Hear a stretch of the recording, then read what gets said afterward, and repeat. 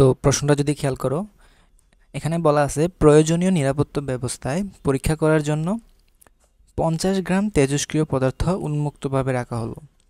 তারপর 10 দিন পর দেখা গেল আর 8.1 গ্রাম পর্যন্ত তোমার ওই পদার্থটার অবশিষ্ট আছে এবং আমার ওই মৌলটার গড় আয়ু দেওয়া আছে 5.48 ডে। গতে আমাকে বের করতে বলছে ওই মৌলের ক্ষয় ধ্রুবক কত হবে।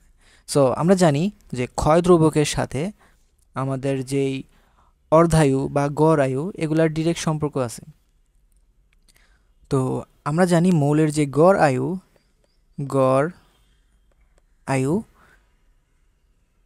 সেই গড় আয়ু যদি তোমার টাউ হয়, সো টাউ ইকুয়ালস 1/λ।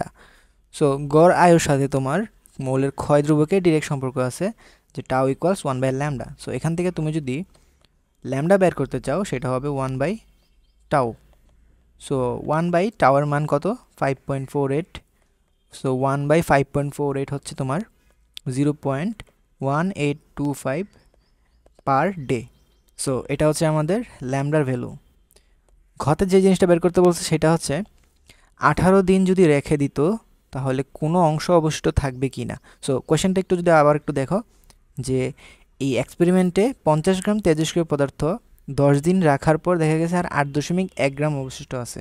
তাহলে সিম্পলি বুঝতে পারছো এটাকে যদি আরও কিছুদিন রাখা হয়তো তাহলে পরিমাণ আরও কিছু কমে যাবে।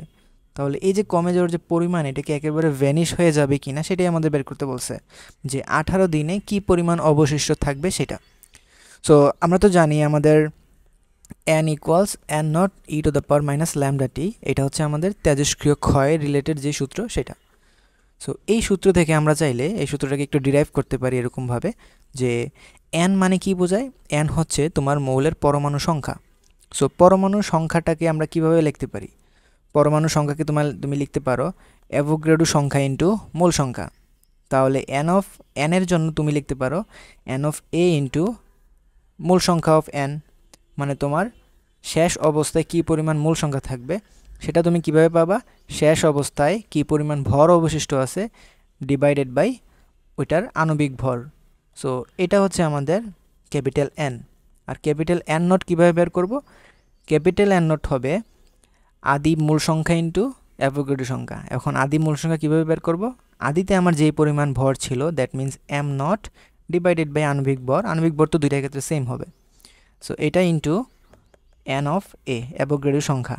সো এটা করলে আমাদের n নট বের হবে into e to the power minus ল্যামডাটির ভ্যালু ল্যামডাটির জায়গায় থাক। এখন একটা জিনিস খেয়াল করো, n a এবং ক্যাপিটাল M এই দুইটা ভ্যালু কিন্তু কাটা যায়।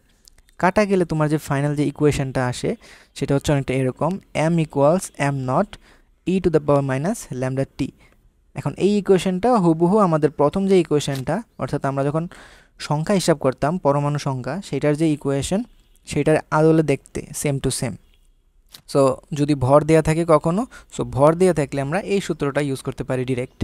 সো এখানে যেহেতু আমাদের বের করতে হবে এই যে m 18 দিন পর কি পরিমাণ অবশিষ্ট থাকবে, তাহলে সেটা কীভাবে বের করবো আমরা? m নট হচ্ছে আমাদের 50 gram into e to the power minus lambda তো আমরা গ নাম্বারে বের করছি, দ্যাট মিনস 0.1825 ইন্টু এটা যেহেতু পার ডেতে দেওয়া আছে তোমার ল্যামডার মান, তাহলে তোমাকে অবশ্যই টাইমটাকেও দিনে কনভার্ট করে লিখতে হবে এবং কোয়েশ্চেনে তো দিনে দেওয়া আছে যে 18 দিন। ফলে এইটা যদি ক্যালকুলেট করি আমরা, তখন আমরা দেখব যে আমাদের যে m এর মান সেটা আমাদের আসবে 1.872 গ্রাম। তার মানে 18 দিন যদি আমি ওই পদার্থটাকে রেখে দিতাম তাহলে 18 দিন পরে আমাদের অবশিষ্ট থাকতো কতটুকু? 1.827।